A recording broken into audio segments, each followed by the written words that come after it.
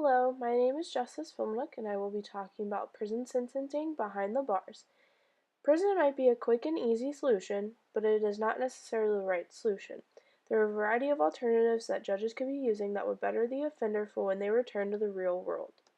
There are many different types of prison sentences available to judges. There are concurrent sentences, suspended sentences, determinate sentences, indeterminate sentences, life sentences, and sentences for individuals under the age of 18.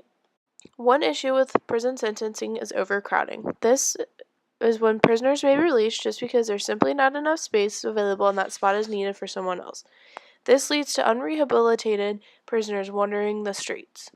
One issue of overcrowding is in the National Geographic video. These prisoners have their gym area taken away and turned into bunk areas where the bunks are 3 beds high. There is barely enough room for prisoners to walk around, which tends to prisoners walking into other prisoners' territories, causing fights. The second issue with prison sentencing is mistreatment. This can vary anywhere from poor food quality to poor hygiene, such as having old or moldy food or not having a proper shower. With having said this, prisoners are often treated as the number they are assigned and pushed around and mistreated by correctional officers. Overcrowding and mistreatment are not the only issues of prison sentencing. There are economical and psychological issues that come along with prison sentencing. It is a common misconception that prison is one of the cheapest forms of punishment. It was pointed out that the prison is not an economically efficient means of reducing reoffending in the UK. The number of sentencing options are more effective and more efficient than the standard prison sentencing. It was found that the city of New York spent $167,731 to feed, house, and guard each inmate, which is a significant cost to the city. Prison sentencing has also led to mental illness.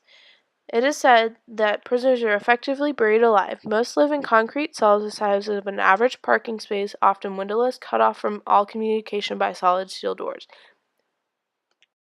The labeling theory is also another issue found with prison sentencing.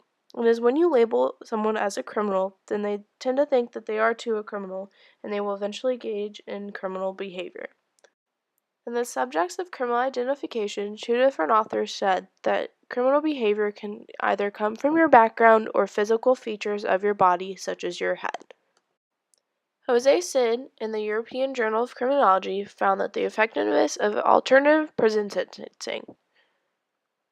It was found that the time to reoffend among offenders granted suspended sentences were longer than those who received a prison sanction. The main purpose of punishment, besides punishing offenders and getting criminals off the street, is to rehabilitate them. The different types of alternative sentencing are suspended sentencing, fines, community service, miscellaneous alternative sentencing such as a breathalyzer in a car, and diversion. After parole and probation have been established, supervised release has been created. The New York Law Review states that these conditions impose additional demands and expectations on what it means to be sufficiently rehabilitated to avoid threat of more prison. According to Sentencing Law and Policy, the nation's largest private prison company is shifting its focus towards helping release more inmates and keep them out. A reaction, company officials say, to changing policies around the country on the severity of criminal punishment.